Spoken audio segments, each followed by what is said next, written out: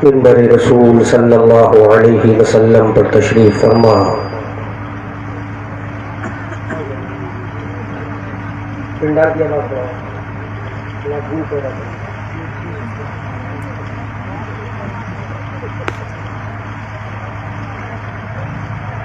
मिंबर रसूल सल्लल्लाहु अलैहि वसल्लम पर तशरीफ फरमा। उम्मती बैज़ा के आला नकीब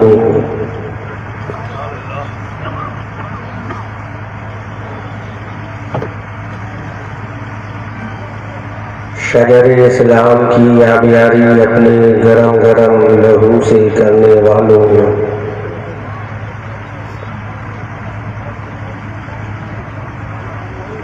अय्यामे नाज़िया में कुरान बर्पा करने वालों,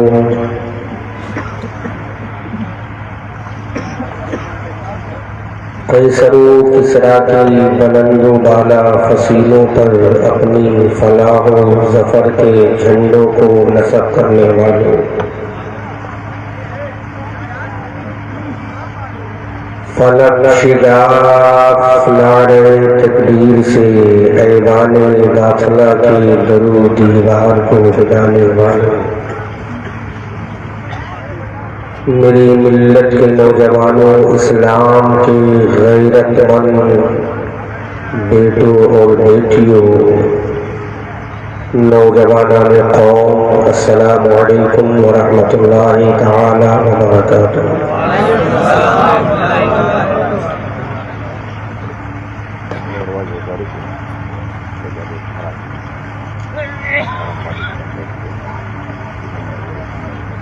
मुबारकबाद पेश करता हूँ उस्ताज़ुल उलमा हज़रत अल्लामा मौलाना शाह मोहम्मद इकराम नूरी साहिबुल्लाह दामज़िल्लहुल आली अतालल्लाहु उमरहू को कि उन्होंने अपने तमाम कैबिनेट को शामिल करते हुए अल हबीब कॉन्फ्रेंस को ऑर्गेनाइज करके हम सबों को सेलिब्रेट करने का मौका प्रोवाइड किया और तमाम अराकीन हबीबुल मदारिस को जिन्होंने शाना बशाना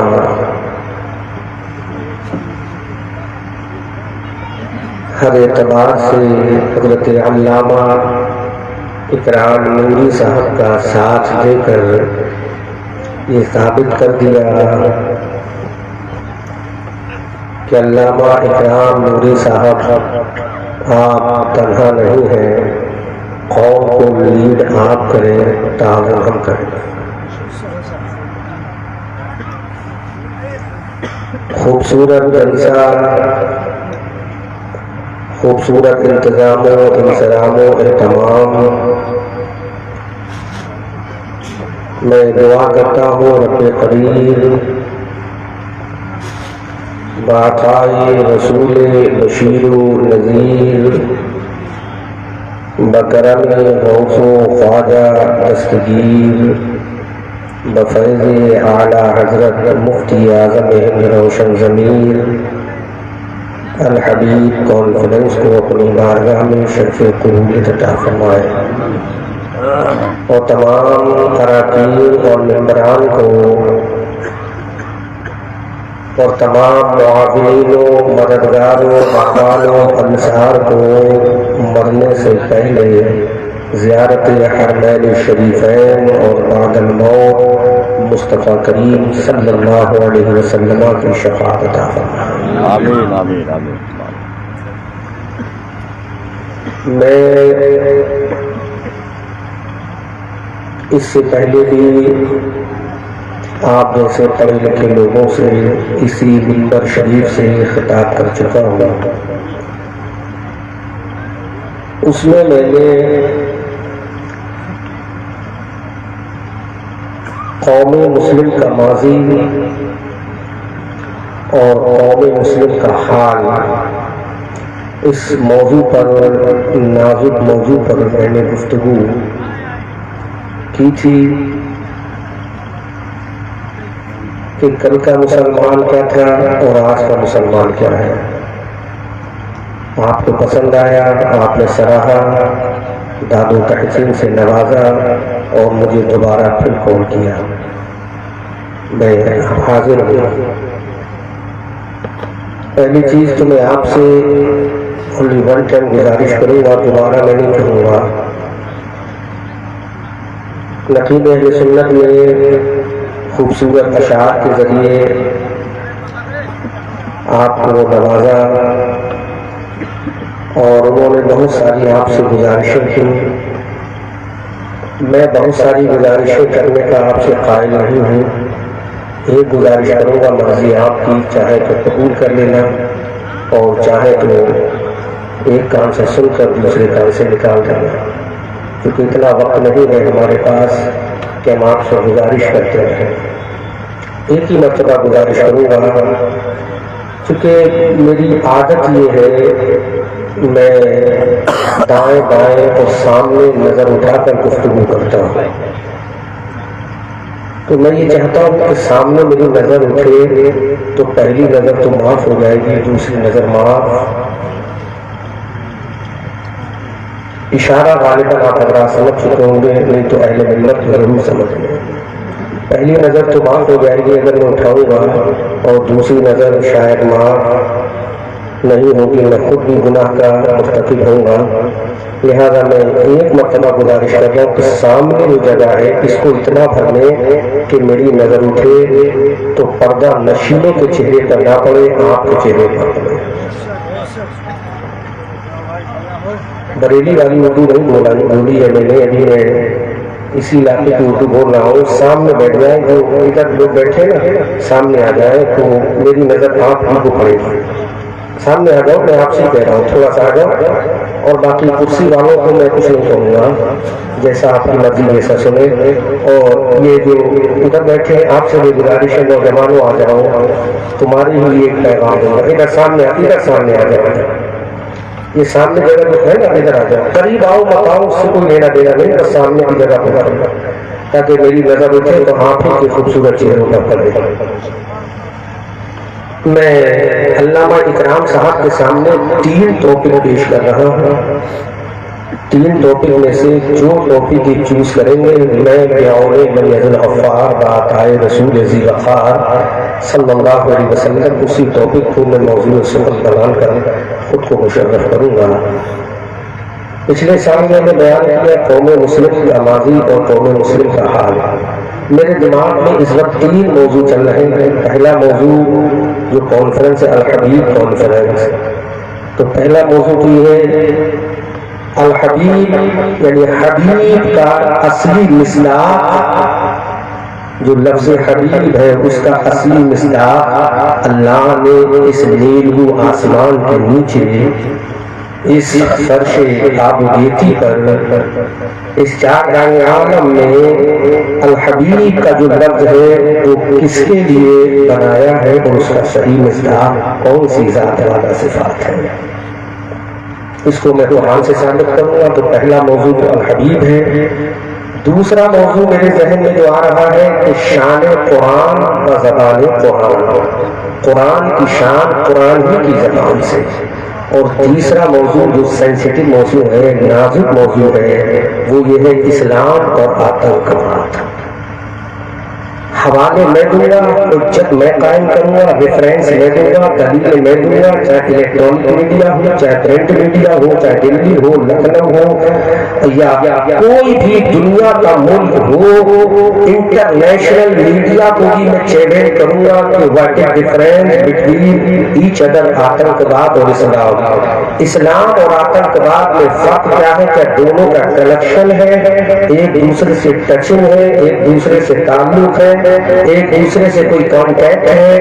क्या इस्लाम आतंकवाद की शिक्षा देता है? क्या इस्लाम आतंकवाद का मैसेज देता है? क्या इस्लाम आतंकवाद सिखाता है?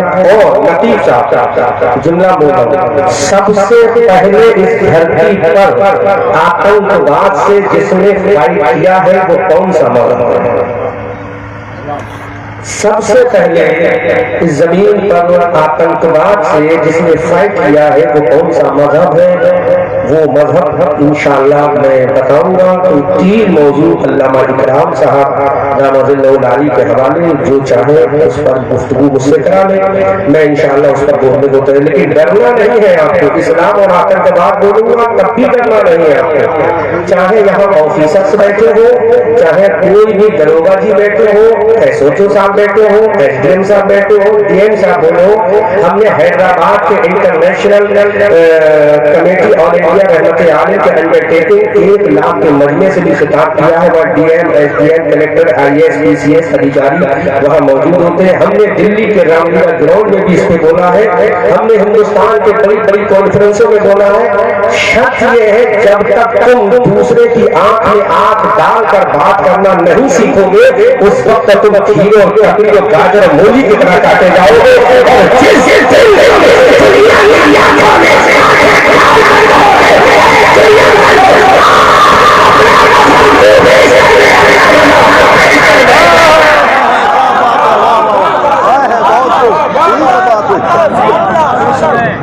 जब तुम दुनिया की आंखों में डालकर कहोगे अपना मजहब तू पेश कर दे, अपना मजहब हम पेश कर दे, अपनी किताबें तू लेकर आ जा, अपनी किताबें तू लेकर आते हैं, अपने रिफॉर्मर को तू लेकर आ जा, अपने रिफॉर्मर को हम लेकर आते हैं, जिसको तू फॉलो करता है उनके तालीमात को तू लेकर आ जा, जिसको हम फॉलो करते हैं उनके तालीमात को हम लेकर आएंगे। तो भाई हमारे पास दलील होना चाहिए, हमारे पास बुरहान होना चाहिए, हमारे पास जगह होना चाहिए, हमारे पास रेफरेंस होना चाहिए। और जो फ्रेंड्स हैं मेरी कांग्रेस से इंडिया पर नाजिल का दलील कामयाब नहीं हो सकता, लेकिन आजकल ये मुसलमान है, यही कल्चर देखने में मशरूफ है, यही किसी चीज में मशरूफ है, तुमने पढ़ना छोड़ दिया, तुमने एजुकेशन को हासिल करना बंद कर दिया, तुमने अपने मजहब पर नजर करना बंद कर दिया, अपनी तालीम पर नजर करना बंद कर दिया। तुम्हारा मजहब पैगाम क्या देता है तुम्हें मालूम नहीं है, तुम्हारा धर्म तालीम क्या देता है तुम्हें पता नहीं है, कुरान किसकी किताब है तुम्हें मालूम नहीं है, कुरान किस तरह से देता है तुम्हें मालूम नहीं है। आज पूरी दुनिया की इंटरनेशनल मीडिया इस बात पर लगी है, चाहे अमेरिका की मीडिया हो, चाहे यूरोप की मीडिया हो, चाहे अफ्रीका की मीडिया हो, चाहे स्पेन की मीडिया हो, चाहे बर्तानिया की मीडिया हो, चाहे हॉलैंड की मीडिया हो, चाहे यूगोस्लाविया की मीडिया हो, चाहे जर्मनी की मीडिया हो, सबका यही कहना है इस्लाम आतंकवाद है, इस्लाम आतंकवाद है, इस्लाम आतंकवाद है। लेकिन मैं पूरी मीडिया को, इलेक्ट्रॉनिक मीडिया को, इंटरनेशनल मीडिया को कहता हूँ, किसी की अम्मा ने क्यों नहीं गिराया जो हमारे सामने इस्लाम आतंकवाद है, ऐसा कोई नहीं बना इस्लाम में सबसे पहले आतंकवाद से जो लड़ा है वो मेरा धर्म नहीं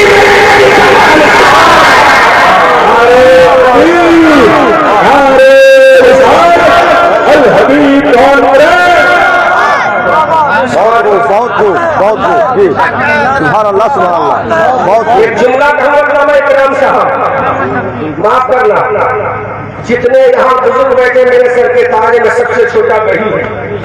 अल्लाह ने सैयदना मूसा अलैहिस्सलाम को इरशाद किया, मूसा अपने से छोटे आदमी, अपने से छोटी मखलूक को मेरे दरबार में लेकर आओ।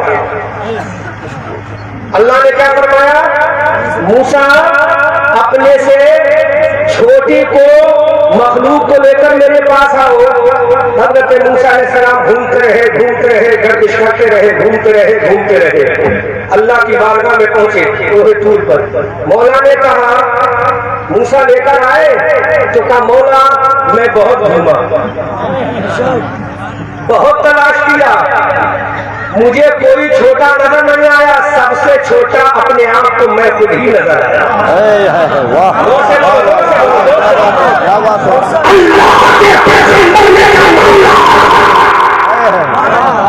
वाह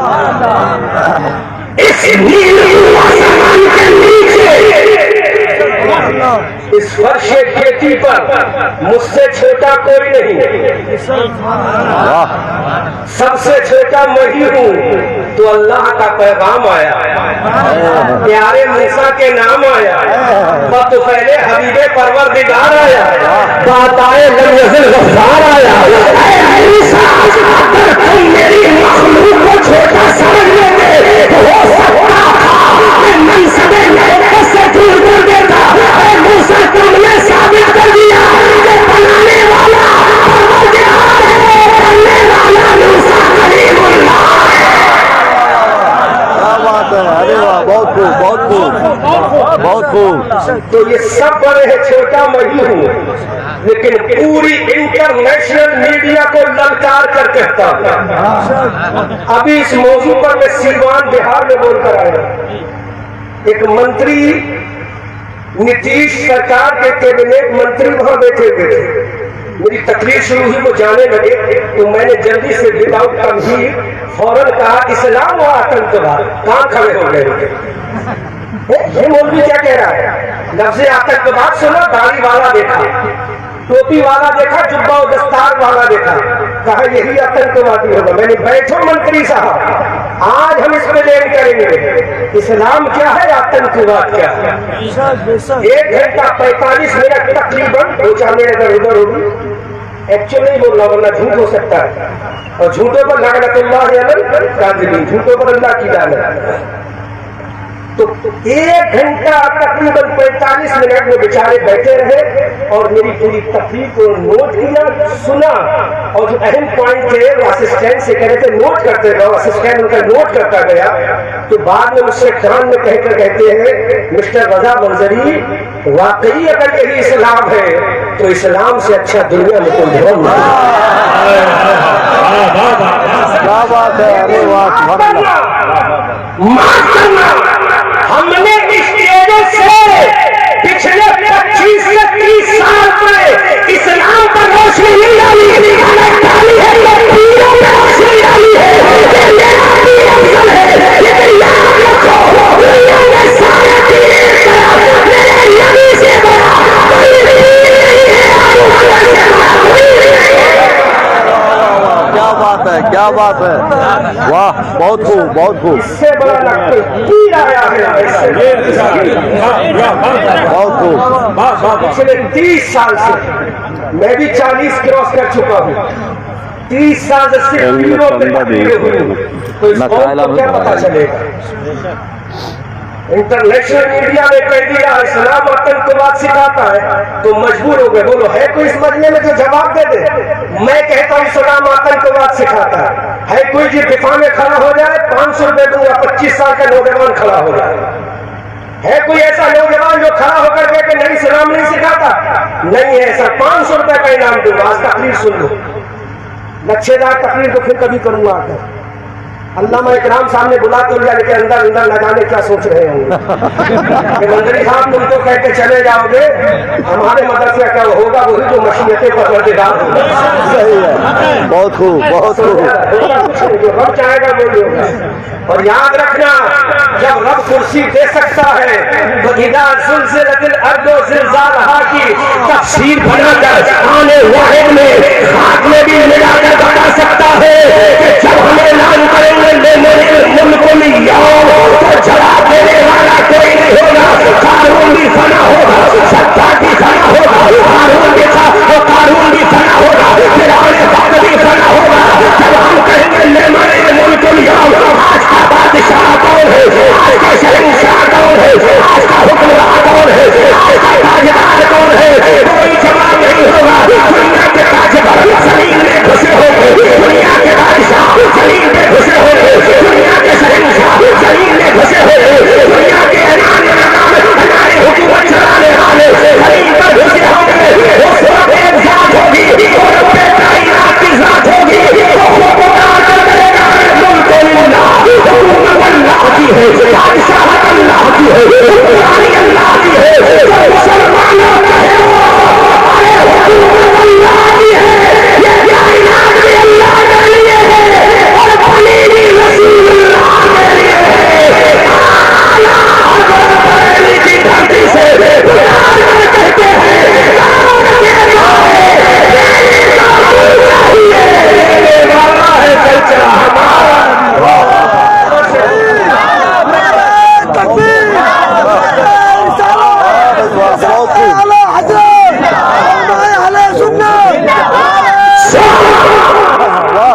मेरी क्या बात है। 10 नारे लगाने की जरूरत नहीं। बहुत खूब, बहुत बस खूब। वो नारा लगा दे जो बदर में लगा।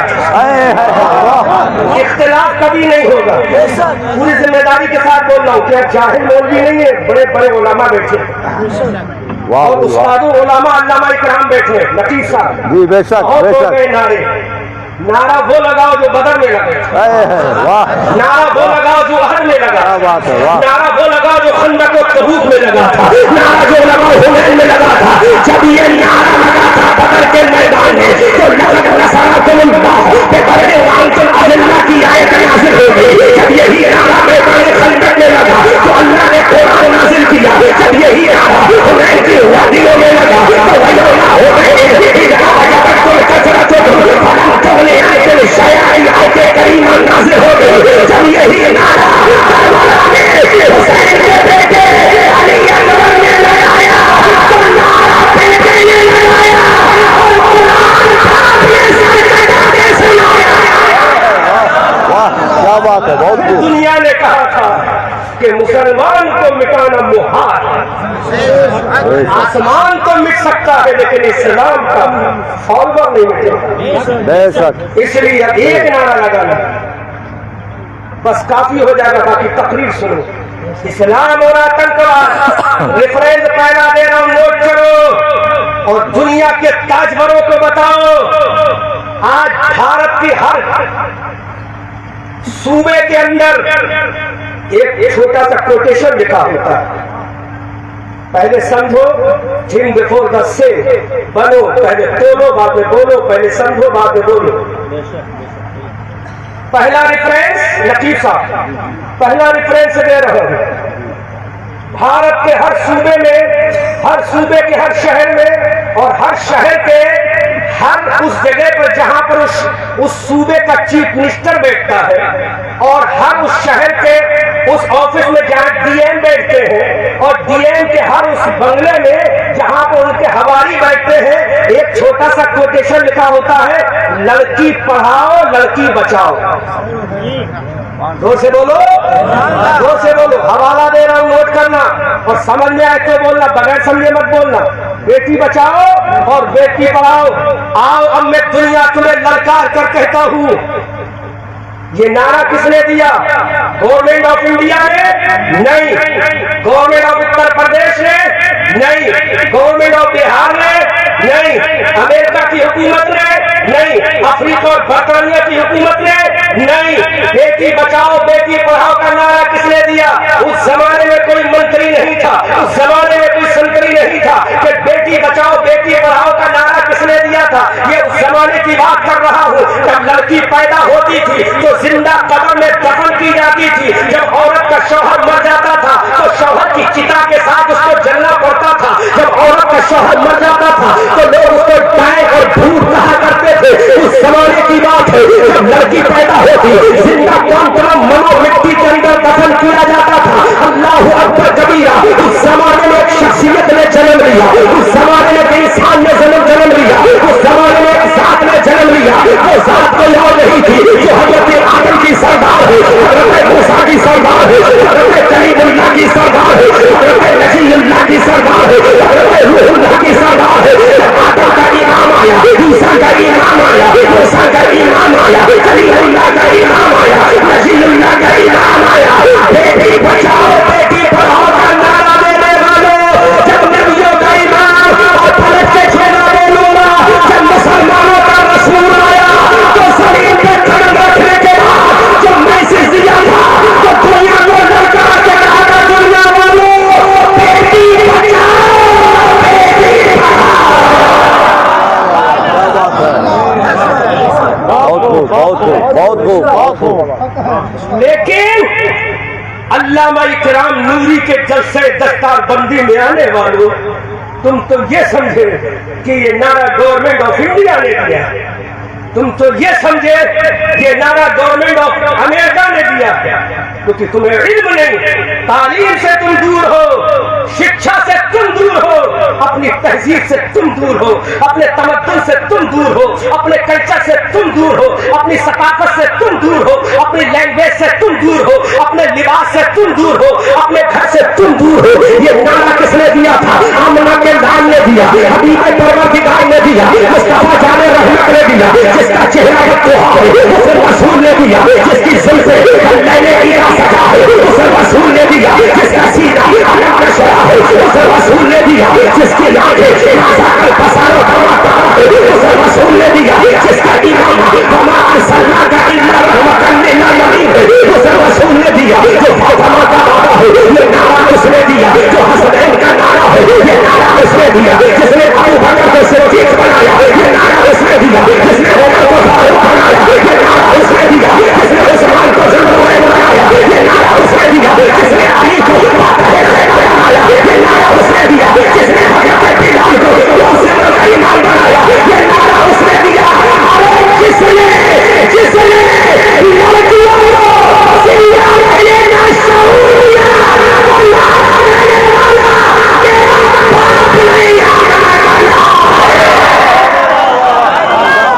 क्या बात है, बहुत खूब, बहुत खूब, सुभान अल्लाह, सुभान अल्लाह, बहुत खूब, क्या बात है, वाह। जोर से बोलो। अल्लामा इकराम साहब मुझसे नहीं कह सकते आपने 1 घंटा तकरीर की, क्योंकि आधा घंटे का तो मैंने खुतबा बचा दिया। बचाया कि नहीं बचाया? ये एहसान भाई बैठे हैं, हिंदुस्तान के बड़े बड़े सूबों में ये मेरे साथ रह चुके हैं, इनसे पूछो आधा घंटा खुतबे में सर्च होता है। ये नारा किसने दिया? मेरे नबी ने दिया। अब सवाल मेरा, जवाब इंटरनेशनल मीडिया का। सवाल मेरा, जवाब दुनिया के हुक्मरानों का। सवाल मेरा, जवाब दुनिया के ताजवरों का। बोलो, लड़कियों को जिंदा दफन करने वाला आतंकवादी है या लड़कियों को बचाने वाला आतंकवादी? वाह, क्या बात है, वाह भाई वाह। जोर से बोलो, जोर से बोलो।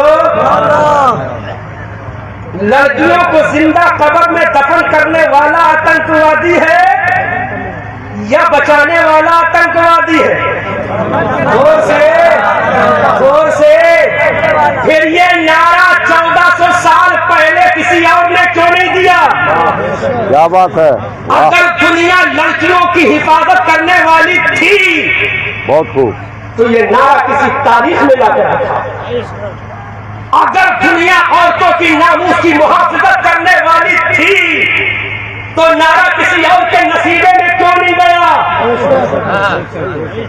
तो रब्बे कदीर की बारगाह से आवाज आती है, अरे जो मेरी बंदी को जमीन में जिंदा दबाएगा वो आतंकवादी है, जो तालीम और शिक्षा दिलाएगा वही क्या बात है, बहुत खूब, बहुत खूब। तो सरकारी महकमों में बेटी बचाओ बेटी पढ़ाओ का कोटेशन लिखने वालों और उसके बाद आतंकवाद को जोड़कर इस्लाम से कहने वालों, पहले गिरेबान में झांक लेना। नहीं मिलेगा तुम्हारी किताबों में ये कोटेशन, तुम्हारी किताबों में ये सेंटेंस नहीं मिलेगा। अगर मिलेगा तो मुसलमानों के धर्म इस्लाम में मिलेगा। तुम तो आज लिख रहे हो, मेरे पैगंबर ने 1400 साल पहले 1400 साल पहले बता दिया था कि ये लड़कियां कमाने के लिए नहीं आई, बल्कि ये लड़कियां तो पढ़ाकर जवान करके शादी करने के लिए आई। इतना ही नहीं, फिर मेरे नबी ने इरशाद फरमाया, क्या कहते हो लड़कियां जलील हैं? और एक बात और कह दूं, अभी 15 दिन पहले मैं किताब पढ़ रहा था तो यूरोप को मैंने पढ़ा, यूरोप का जिक्र पढ़ रहा था। यूरोप के अंदर तो सिर्फ लड़की औरतों को यूज एंड थ्रो का जरिया समझा जाता है। जैसे लिखा होता है ना शौचालयों पर पे एंड यूज, तो उस जमाने में यूरोप के अंदर लड़कियों के बारे में ये तासुर था उनका, यूज एंड थ्रो, इस्तेमाल करो। और वो लड़कियों को औरतों को मखलूक ही नहीं मानते थे, जानवर से ज्यादा जलील समझते थे। लेकिन प्रॉफेट मोहम्मद रसूलुल्लाह सल्लल्लाहु अलैहि वसल्लम की तशरीफ आवरी हुई तो मेरे नबी ने फरमाया ये लड़की यूज एंड थ्रो नहीं है, इनको जब यूज करोगे, जो जुमला दे रहा हूं समझ में आया तो बोलना, वरना खामोश रहना, इनको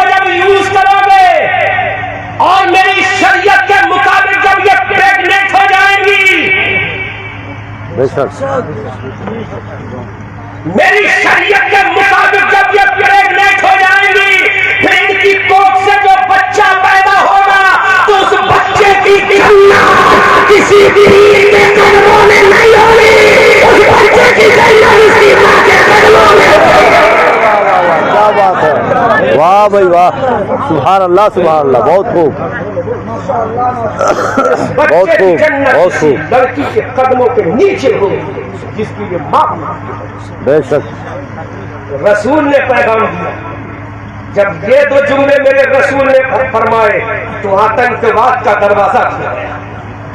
अब सुनो, आतंकवाद का दरवाजा खुला। पहला आतंकवादी खड़ा हुआ, नाम याद रखो। पहला आतंकवादी कौन है? प्रिंट मीडिया, इलेक्ट्रॉनिक मीडिया, पूरा इंटरनेशनल मीडिया को मैं ललकार कर ये कहता हूं, पहला आतंकवादी हुआ खड़ा हुआ। उस आतंकवादी का नाम याद रखो। उस आतंकवादी का नाम था अबुल हकम। क्या नाम था? जोर से जोर से जोर से। उसने कहा लो, मोहम्मद ने तो कह दिया कि लड़की पढ़ाने के लिए है, लड़की इज्जत के लिए है। मोहम्मद को हो क्या गया है माज़अल्लाह।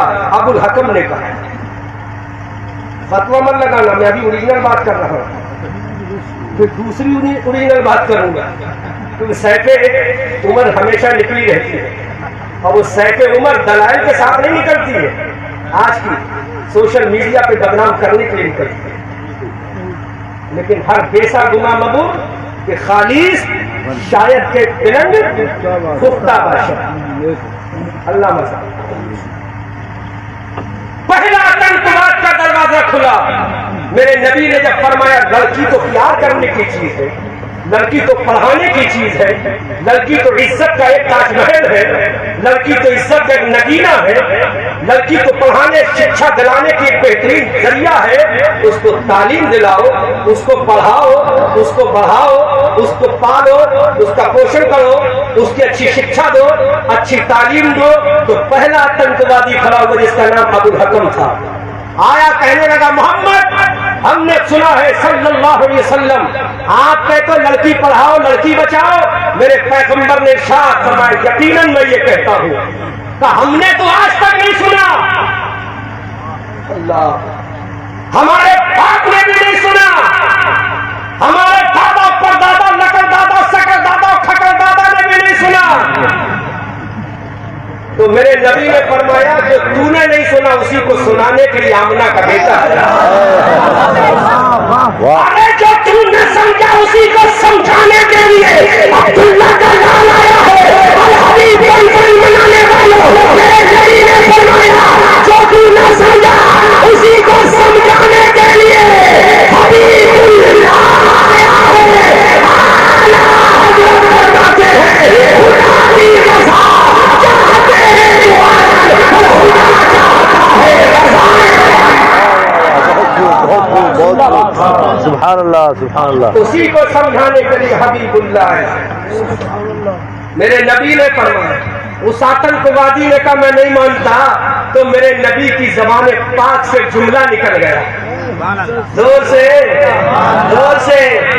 एक जुमला निकल गया कि तेरे बाप ने तो तेरा नाम अबुल हकम रखा था, लेकिन अब्दुल्ला का लाल आज से तेरा नाम अबू जहल रखा है।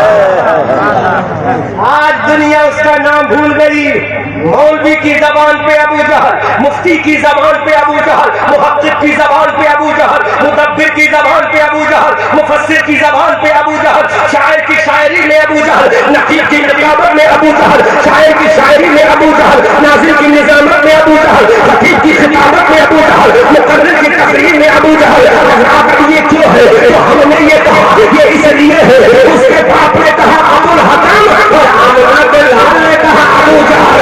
अरे नबी जो कहे जमीन बदल सकती है, लेकिन फरमाने नबी नहीं बदल सकता, क्योंकि आला हज़रत अज़ीमुल बरकत कंजुल करामत जबलुल इस्तिकामत आयतुन मिन आयातिल्लाह मुअजिज़ातुन मिन मुअजिज़ात रसूलुल्लाह इरशाद फरमाते हैं इमाम अहमद रज़ा वो सवा जिसके सब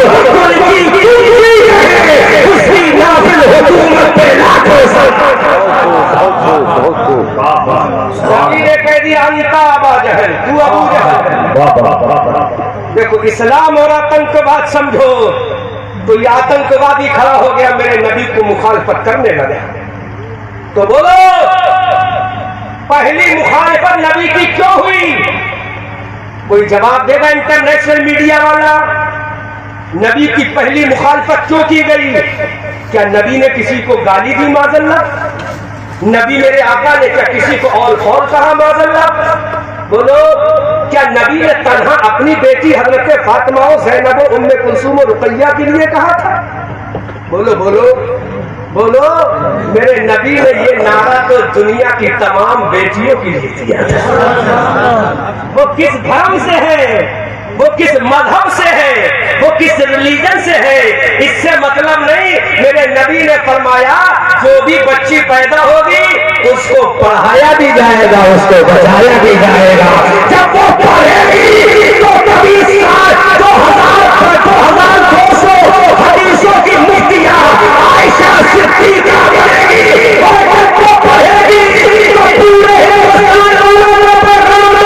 नबी ने फरमाया, नबी साहब इस जुमले की हिफाजत करना, नबी ने 1400 साल पहले फरमाया जब तो बेटी पढ़ेगी और भारत में जब पुराना आएगा तो सोफिया कुरैशी बनेगा, सामने में बता देगी ये प्यारी का सोचा नहीं आएगा।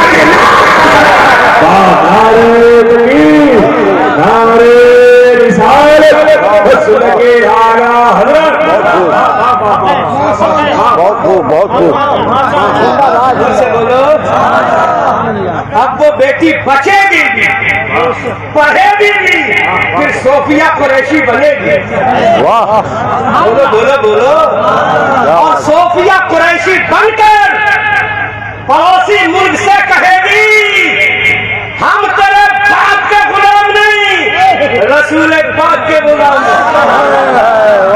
और दुनिया बेटी बचाओ वालों से कहेगी अरे बेटी बचाकर बेटी पढ़ाने का पैगाम मेरे नबी ने दिया है। मैं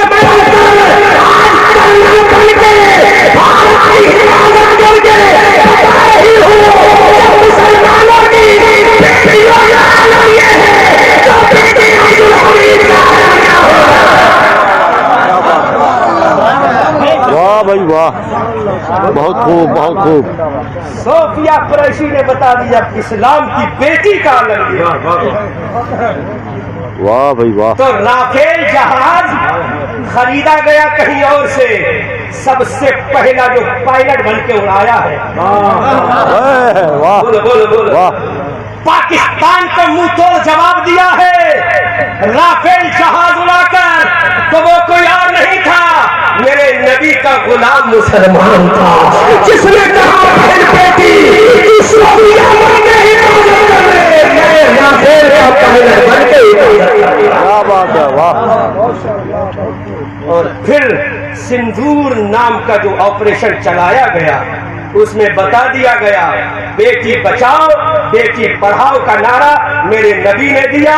और सोफिया कुरैशी उसी नबी का कलमा पढ़ने वाली है। आज दुश्मन का मुंहतोड़ जवाब देके बताती है जब तक भारत में नबी का गुलाम रहेगा हिंदुस्तान का परचम लहराता रहेगा। बहुत खूब। समझ में आया?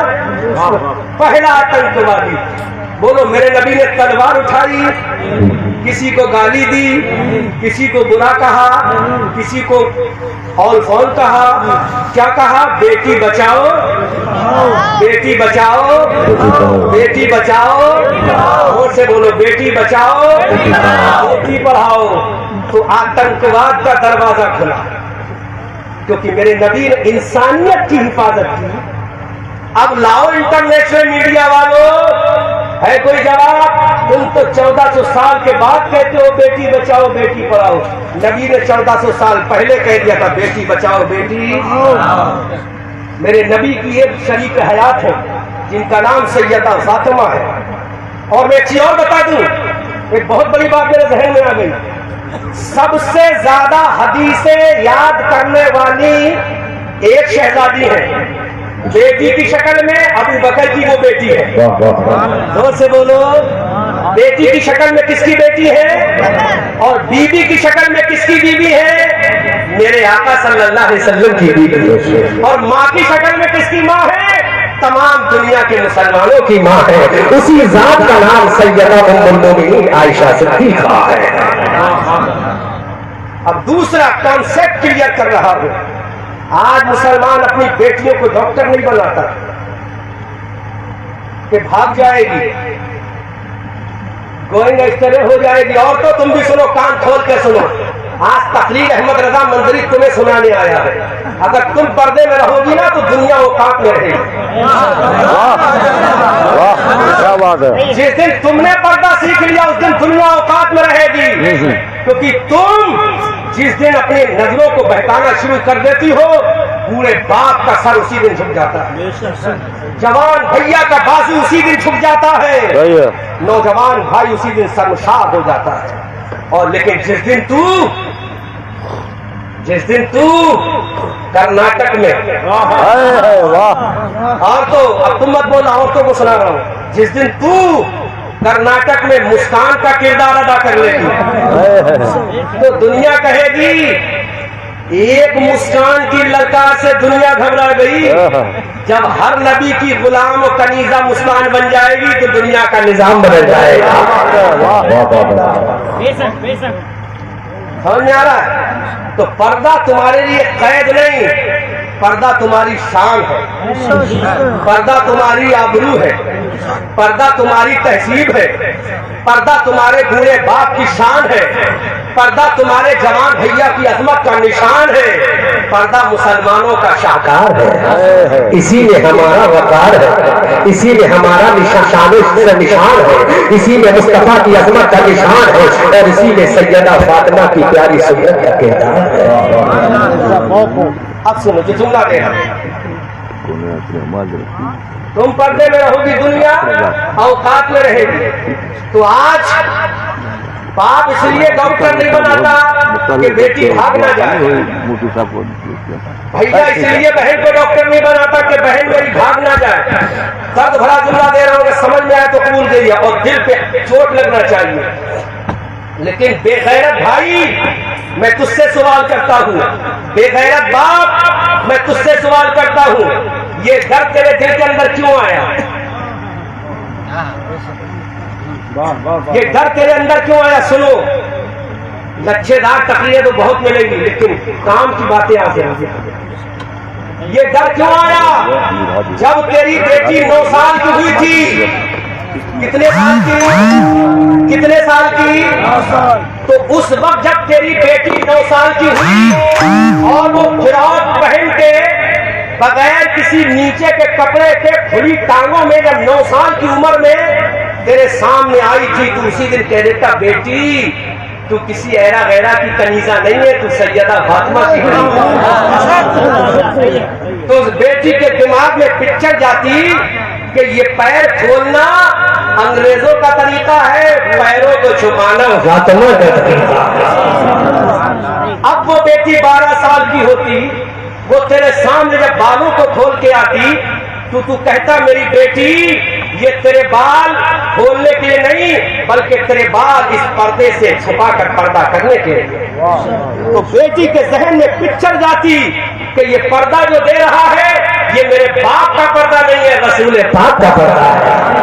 अब वो बेटी जब 15 साल की होती तो उसके दिमाग में आ जाती कि मैं फातिमा की कनीजा हूँ, उसके दिमाग में आ जाता मैं मुस्तफा की कनीजा हूँ, उसके दिमाग में आ जाता मैं हजरत सैयदा आयशा की कनीजा हूँ, उसके दिमाग में आ जाता मैं सैयदा खदीजतुल कुबरा की कनीजा हूँ, मैं सैयदा मारिया कुर्तिया उम्मे रुबाब शहरबानों की कनीजा हूँ। अब वो मेडिकल में जाती तब भी अपनी हिफाजत की करदा करती, अगर वो कहीं भी जाती तालीम के शोबे में जाती, स्कूल में जाती, कॉलेज में जाती, प्रोफेसर बनती, लेक्चरर बनती, डॉक्टर बनती, इंजीनियर बनती, लेक्चरर बनती, दुनिया के किसी भी शोबे में जाती तो दुनिया में जाने के बाद ये कहती कि मैं आते गए हूँ मौला, यहाँ पे तालीम हासिल करना मेरा काम है और मेरी नजरों की हिफाजत करना मौला तेरा काम है। तो खुदा की कसम तेरे दिल के अंदर की आयशा जाग जाती, तेरे दिल के अंदर की फातिमा जाग जाती, तेरे दिल के अंदर की खदीजा जाग जाती, फिर तू कर्नाटक के कॉलेज में मुस्कान बनकर कहती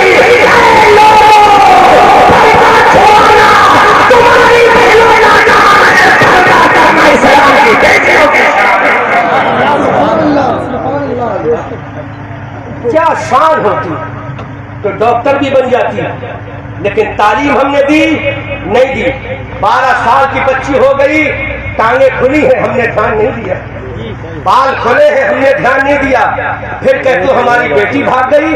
अब मुझे नौजवानों बताओ, इसमें गुनहगार कौन हुआ? किसकी तरबियत में कमी आई? बोलो।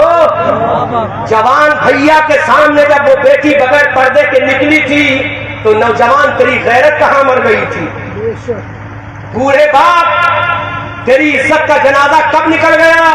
तूने ध्यान क्यों नहीं दिया? क्या नहीं सोचा एक बेटी इमाम हुसैन की भी थी? क्या नहीं सुना तूने एक बेटी इमाम हुसैन की भी थी, हजरत सैयदा सकीना? अल्लाह। क्या नहीं सुना एक बेटी मेरे मुस्तफा की भी थी? क्या नहीं सुना तूने एक बीबी हजरत अली मुर्तजा की भी थी? क्या नहीं सुना एक माँ हसनैन करीमैन की भी थी, जिनका आंचल न देखा कभी महो महल ने, उस रिदाए नज़ाहत में लाखों सलाम। अल्लाह अकबर। जब ये तरबियत तुम्हारी होगी तो तुम डॉक्टर बनाओगे अपनी बेटियों को, तो आओ इस्लाम डॉक्टर बनाने की इजाजत देता है कि नहीं देता? पहला हवाला दे रहा हूं। एक खातून है मक्का की, जिनका नाम है हजरत सफिया। नाम याद रखो, क्या नाम है? जोर से जोर से बोलो जोर से बोलो हजरत सफिया। ये सफिया कौन है? इनका इंट्रोडक्शन करा दूं। ये सफिया कौन है? हजरत अमीर हमजा हजरत अब्बास की बहन है। हजरत अब्बास हुसैन के भैया नहीं, मेरे नबी के चचा हैं अब्बास। ये सफिया कौन है? हजरत हमजा की बहन है। ये सफिया कौन है? मेरे नबी की फूफी जान है। अल्लाह। मेरे नबी की इस्लाम में सबसे पहले जो सर्जन डॉक्टर बनी है वो तुम्हारी मेरी फूफी नहीं, मेरे मुस्तफा की फूफी सैयदा सफिया बनी है। सबसे पहली सर्जन इस्लाम हजरत सफिया बनी है। हजरत अमीर हमजा की बहन बनी है। हजरत अब्बास इब्ने अब्दुल मुत्तलिब की बहन बनी है। हजरत अब्दुल मुत्तलिब की बेटी बनी है। मेरे नबी की फूफी बनी है। हजरत सफिया इस्लाम की सबसे पहली सर्जन है। अल्लाह अकबर कबीरा। इन्होंने बदर के अंदर मुसलमानों की सर्जरी की है। उहद में जो सहाबा शहीद हुए हैं उनकी जो जख्मी हुए उनकी सर्जरी की है।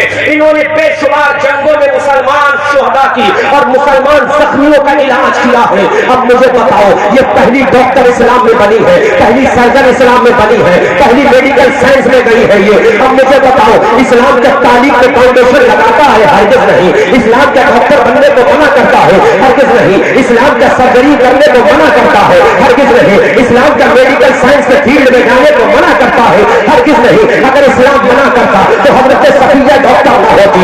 अगर इस्लाम मना करता हजरत सफिया सर्जन न होती। अगर इस्लाम मना करता हजरत अमीर हमजा की बहन सफिया सर्जन न होती।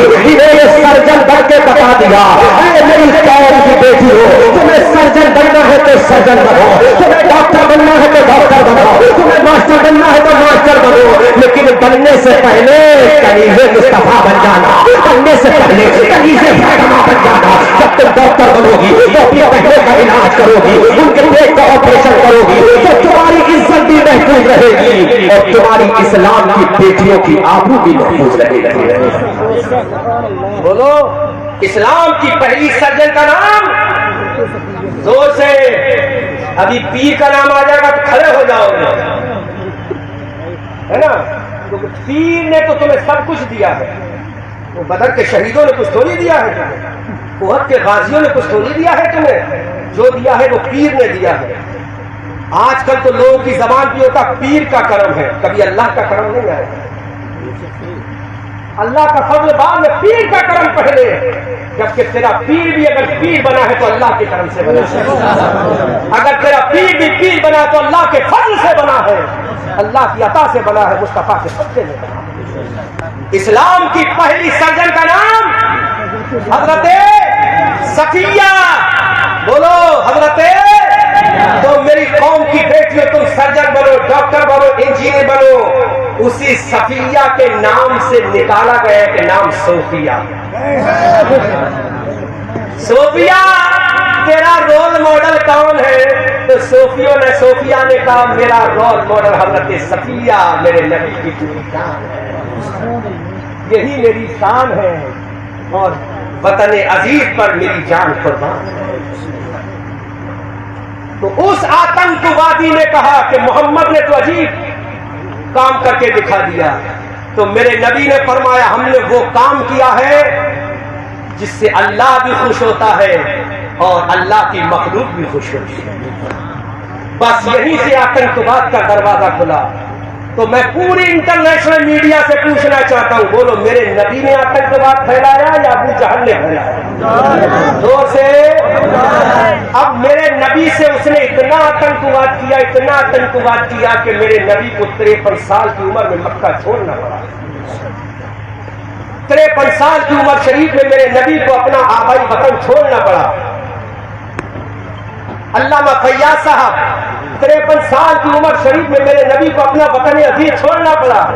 अगर नबी आतंकवाद का मैसेज देते तो क्यों वतन छोड़ते? नबी ने आतंकवाद से बचने के लिए वतन छोड़ा, आतंकवाद से बचने के लिए वतन छोड़ा। इन आतंकवादियों ने फिर भी चैन से ना बैठने दिया। मेरे नबी मक्का शरीफ से मदीना शरीफ चले गए, वहां भी आतंकवादियों ने चैन से ना बैठने दिया और तलवार लेकर फौज लेकर मेरे नबी पर आ गए। अब मैं पूरी दुनिया के कानून से पूछना चाहता हूं कि बताओ अगर तुम पे कोई हमला करेगा तो तुम क्या करोगे? हमारे 26 लोगों पे जब पहलगाम में हमला हुआ तो हमने दुश्मन का मुंह तोड़ जवाब दिया, मुंह तोड़ जवाब देकर बता दिया कि हमारे हाथों में चूड़ियां नहीं, हमारे सीने में इश्क़ मुस्तफा है। अगर तू भारत की सीमा पर हाथ उठाएगा तो तेरी आंख निकाल लेंगे, हाथ उठाएगा तो तेरा हाथ कलम कर देंगे। और हमने सिंदूर ऑपरेशन करके बता दिया कि सारे जहां से अच्छा हिंदुस्तान हमारा, हम बुलबुले हैं इसके गुलसिता हमारा, मजहब नहीं सिखाता आपस में बैर रखना, हिंदी है हम वतन है हिंदुस्तान। अल्लाह। तो आतंकवाद शुरू हो गया, क्योंकि जब जब अच्छाई का पैगाम दिया जाएगा तो उसके मुकाबले में बुराई खड़ी होगी, तो वही आतंकवाद। तीसरा पैगाम मेरे नबी ने दिया, शराब मत पियो। तो मक्का के आतंकवादियों ने कहा लो जी, एक बात इन्होंने और कह दी, अरे शराब पी के तो हमें मजा आता है, कैफो सुरूर में मस्त हो जाते हैं।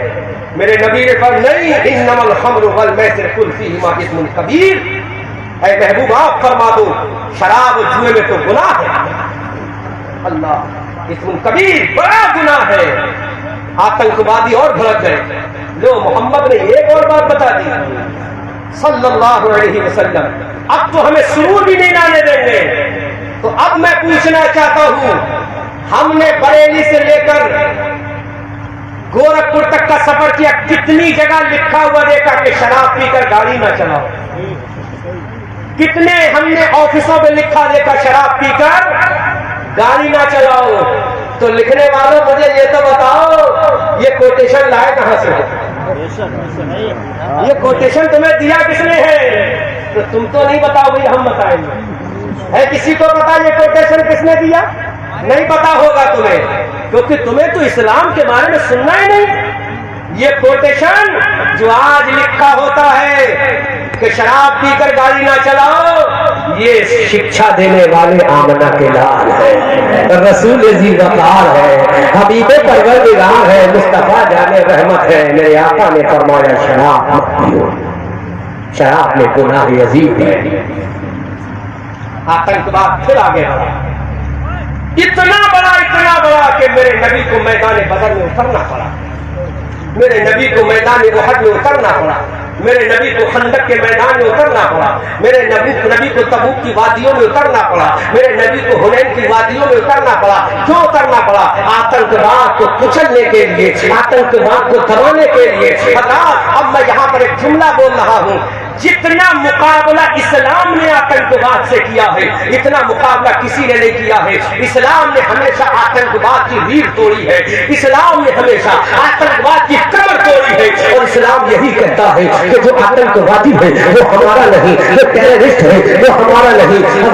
अजीज़ान मिल्लत इस्लामिया और इसका जिंदा सबूत 1965 की जंग में वीर अब्दुल हमीद ने दिया, और इसका सबूत अभी 2025 में सोफिया कुरैशी और मुसलमानों ने ऐलान कर दिया कि जब तक हम रहेंगे पाकिस्तान के आतंकवादियों को मुंह तोड़ जवाब देते रहेंगे, क्योंकि हमारे इस्लाम ने ये सिखाया है कि आतंकवाद तुम्हारा नहीं है। लिहाजा मुसलमानों, तुम अपने मजहब को पहचानो, अपने दीन को पहचानो, अपनी मिल्लत को पहचानो, अपने नबी को पहचानो, अपने सहाबा को पहचानो। और इमाम अली मकाम करबला के मैदान में अब्बास नंबरदार के साथ खड़े हैं, हजरत नन्ही सकीना के साथ खड़े हैं, हजरत औलो मोहम्मद के साथ खड़े हैं, हजरत शहरबान रुबान के साथ खड़े हैं। करबला के मैदान में मेरे हुसैन ने मुकाबला किससे किया था? अब बताओ किससे किया था? इन आतंकवादियों से किया था, इन टेररिस्ट की जमात से किया था।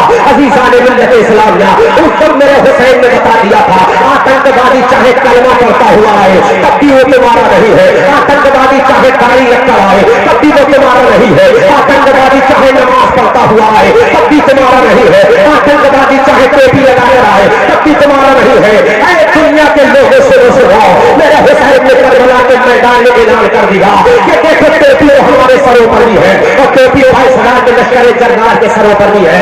मेरे हुसैन ने ऐलान कर दिया दाढ़ी तो हमारे चेहरे पर भी है और दाढ़ी तो उधर भी है। मेरे हुसैन ने ऐलान कर दिया था नमाजें हम भी पढ़ रहे हैं, नमाजें भाई सरदार के लश्कर जरदार भी पढ़ रहा है। मेरे मौला फिर आतंकवाद कौन था? तो मेरे रब ने फरमा दिया जिधर सबर था उधर खुदा था, और जिधर सबर नहीं था उधर ही आतंकवाद था। समझना नहीं करिए, लेकिन सुनेगा कौन? ये हमें तो सिर्फ पीरों के कसीदे सुनना। सुनेगा कौन ये? बोलो। ये जुमला बड़े ऐसा बोल रहा हूं, सुन लो। ये मत कहना जो दाढ़ी वाला होता वही आतंकवादी है, करबला में फैसला हो गया। जो टोपी वाला वही आतंकवादी है, करबला में फैसला हो गया था। अरे इमाम हुसैन ने तो और आगे बढ़ के बता दिया, हर नमाजी मुसलमान ने, हर नमाजी भी इंसान नहीं, वरना नमाजी तो वो भी थे, वो लोग थे कि नहीं अल्लामा फैयाज? क्या वो लोग नमाजी नहीं थे? क्या वो लोग वुजू वाले नहीं थे? क्या वो रोजा रखने वाले नहीं थे? लेकिन उनके अंदर आतंकवाद पनप रहा था, इंसानियत के खिलाफ उन्होंने मोर्चा खोला था, और मेरे हुसैन ने इंसानियत की हिफाजत के लिए मोर्चा खोला था। तो जो इंसानियत की हिफाजत में मोर्चा खोले तो हुसैन ही हो जाता है, जो इंसानियत को काटने के लिए मोर्चा खोले वो यजीदी आतंकवादी होगा। इसलिए मुसलमानों अपने आप को समझो, अपनी तारीख को समझो। बस वहीं से आज तक इस्लाम डिफेंस में, आज तक इस्लाम मुकाबला कर रहा है, आज तक इस्लाम लड़ रहा है आतंकवाद से। और तुमने तो इस्लाम ही को आतंकवाद कर दिया कि हर दाढ़ी वाला आतंकवादी होता है। नहीं मेरे भाइयों, दाढ़ी वाला आतंकवादी नहीं होता। अगर दाढ़ी वाला आतंकवादी होता तो करबला वाले कोई आतंकवादी ना होते। जो करबला में 22,000 थे, वो 72 जन्नती थे और 22,000 आतंकवादी थे। इसलिए दुनिया के लोगों, ये अहमद रजा मंजरी बरेलवी तुमसे हाथ जोड़कर गुजारिश कर रहा है, पहले इस्लाम को पढ़ो, बाद में इल्जाम लगाना कि असल में आतंकवाद है कौन। इस्लाम ने आतंकवाद की कभी हिमायत नहीं की है, और आज भी इस्लाम आतंकवाद की हिमायत नहीं करता। इस्लाम तो हमेशा लड़ रहा है आतंकवाद से। कल बदर में लड़ा आतंकवाद से, कल उहद में लड़ा, खंदक में, तबूक में लड़ा आतंकवाद से, और करबला में इस्लाम लड़ा आतंकवाद से, करबला के बाद भी इस्लाम लड़ा आतंकवाद से, और आज फिर सोफिया कुरैशी आतंकवाद से लड़ रही है। नहीं लड़ रही है, बोलो। यहां से आतंकवाद। अब आज दौरे हासिल में बता दूं, जोर से बोलो, बात समझ में आ रही कि नहीं आ रही है?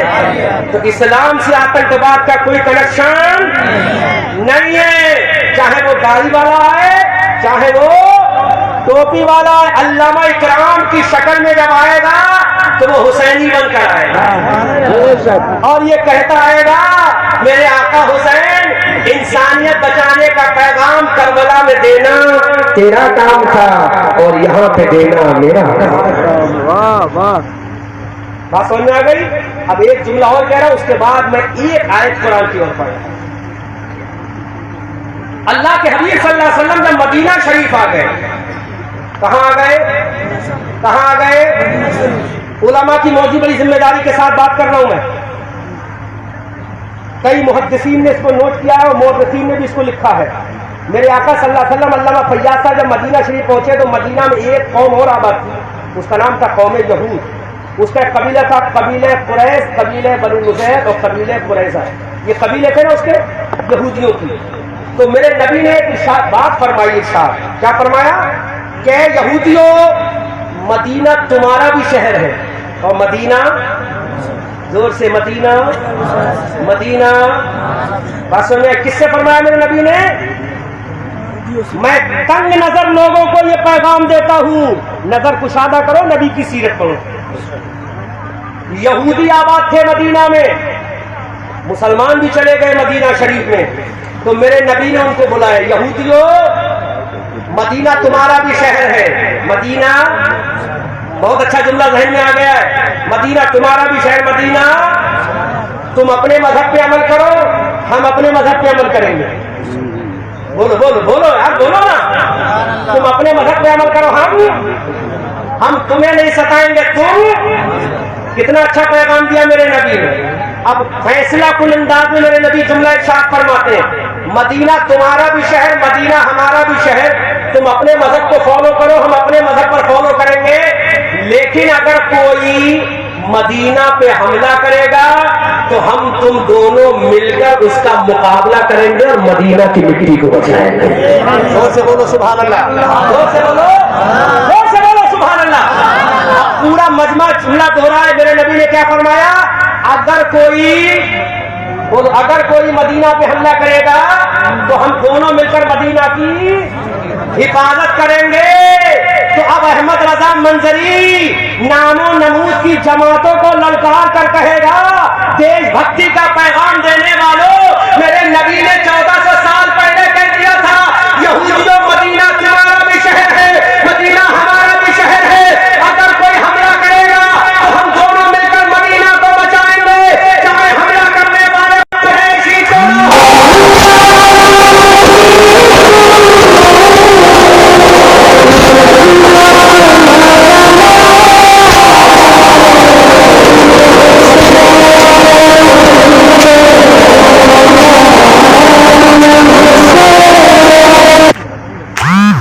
समझ आ रही कि नहीं आ रही है?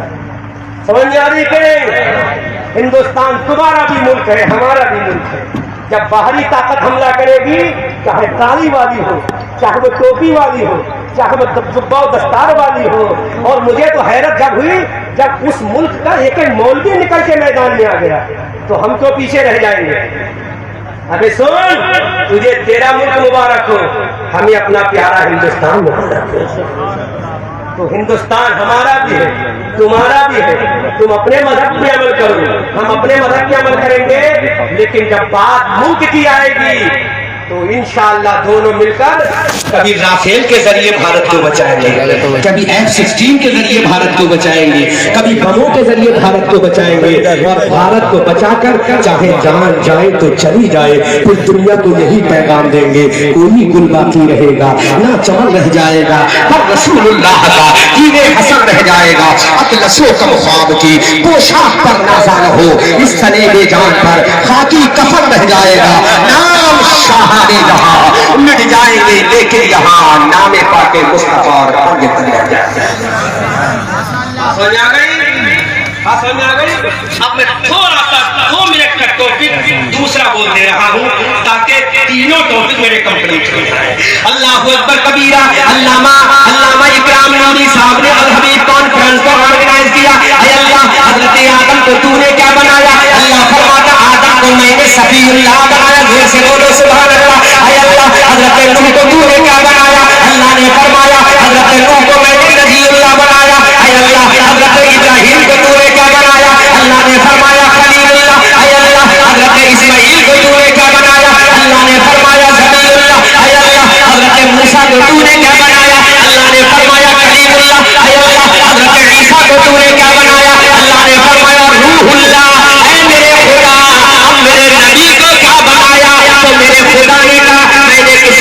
कलीमुल्लाह, किसी को ज़बीउल्लाह, किसी को नजीरुल्लाह, किसी को रूहुल्लाह बनाया, और मैंने अपने नबी को हबीबुल्लाह बनाया। अल्लाहु अकबर कबीरा।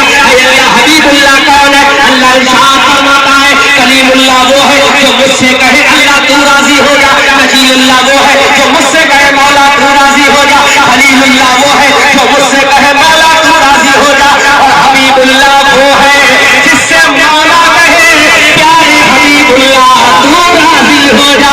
आला हज़रत अज़ीमुल बरकत शरीफुल करामत जबलुल इस्तिकामत बरेली की धरती से पुकार कर कहते हैं खुदा की रज़ा चाहते हैं दुआ खुदा चाहता है रज़ा है मोहम्मद इजाबत का सेहरा इनायत का जोड़ा दुल्हन के निकली दुआए मोहम्मद इजाबत में झुमर चलने से लगाया तरीका से सदाए मोहम्मद रज़ा दिल से अबद करते गुजरिए कि हैरत में सल्लम सदाए मोहम्मद। अल्लाह आय अल्लाह उस नबी पर जो तूने कुरान नाज़िल किया वो कुरान के अपने आप को इंट्रोड्यूस करा सकता है। जोर से बोलो, जोर से। आय अल्लाह तू बता जो उस नबी पर हबीबुल्लाह पर कुरान नाज़िल किया वो अपने आप को क्या तारुफ करा सकता है? अल्लाह ने फरमाया यस। हमने कहा मौला we want to listen about respect the holy Quran. जोर से। दाढ़ी वाला इंग्लिश बोले तो अच्छी नहीं लगती क्या? तो जोर से बोलो, जोर से। अल्लाह उस नबी पर जो कुरान नाज़िल किया क्या वो कुरान अपने आप को इंट्रोड्यूस करा सकता है? अल्लाह ने फरमाया क्योंकि दुनिया के नबियों का इमाम मेरा नबी है और दुनिया की किताबों की इमाम अल्लाह की किताब कुरान है। जोर से, जोर से, जोर से बोलो। आओ कुरान से पूछे अल्लाह के कुरान तू बता। अल्लाह का कुरान कहता है this type of question you want to from me my follower. ऐ मुझे फॉलो करने वालों पूछो। तो मुसलमान ने खड़े होकर कहा कुरान अपना नाम बता। कुरान ने कहा बस इतनी सी बात। हमने कहा कुरान अपना नाम बता। कुरान ने कहा और भी कुछ पूछो। हमने कहा कुरान आया कहां से? कुरान ने कहा कुछ और भी पूछो। हमने कहा कुरान तुझे भेजा किसने? कुरान ने कहा कुछ और भी पूछो। हमने कहा कुरान तुझे लाया कौन? कुरान ने कहा कुछ और भी पूछो। हमने कहा कुरान तुझे भेजा किसने? कुरान ने कहा कुछ और भी पूछो। हमने कहा कुरान तू दिन में आया कि रात में? कुरान ने कहा कुछ और भी पूछो। हमने कहा अच्छा कुरान अब सब कुछ उससे पूछते हैं, कुरान अपना नाम बता। हमने जब कुरान से नाम पूछा तो सब सुभान अल्लाह बोलते जाना। हमने कहा कुरान अपना नाम बता तो कुरान ने कहा बल हुआ कुरान मजीद।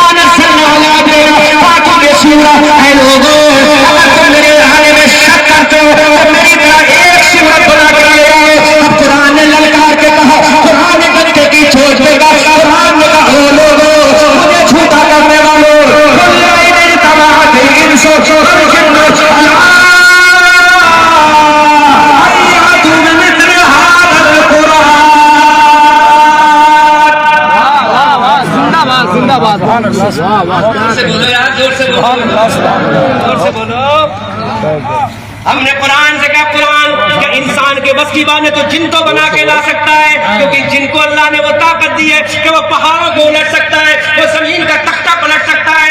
अल्लाह का कुरान डंडे की चोट पे बोला, कुल्लैन इज्तमाअतिल इंसु वल जिन्नु अला अन यातू बिमिस्लि हाज़ल कुरान। अल्लाह का कुरान कहता है इंसान तुम भी इकट्ठे हो जाओ, फौजे जिन्नात तुम भी इकट्ठे हो जाओ, फिर इस कुरान की तरह लाओ। तुम मर्द हो जाओगे लेकिन कुरान की तरह नहीं ला सकते। तो जब कुरान की तरह नहीं ला सकते तो जिसके सदक़े में कुरान आया वो नबी कहाँ से लाओगे? आला हज़रत अज़ीमुल बरकत बरेली की धरती से पुकार कर कहते हैं, या रसूल अल्लाह, सबसे औला व आला हमारा नबी, सबसे बड़ा व वाला हमारा नबी। क्या खबर कितने तारे खेले से गए, हमारा नबी। सब चमक वाले उजलों में चमका किए, अंदर शीशों में चमका हमारा नबी। जिसके तैबों का धोबन है आबे हयात, है वो जाने मसीहा हमारा नबी। जिसकी दो बूंदों है कौसर सरसबी, है वो रहमत का दरिया हमारा नबी। हम सबों को रज़ा मुझे दीजिए कि मेरे कसों का सहारा हमारा नबी।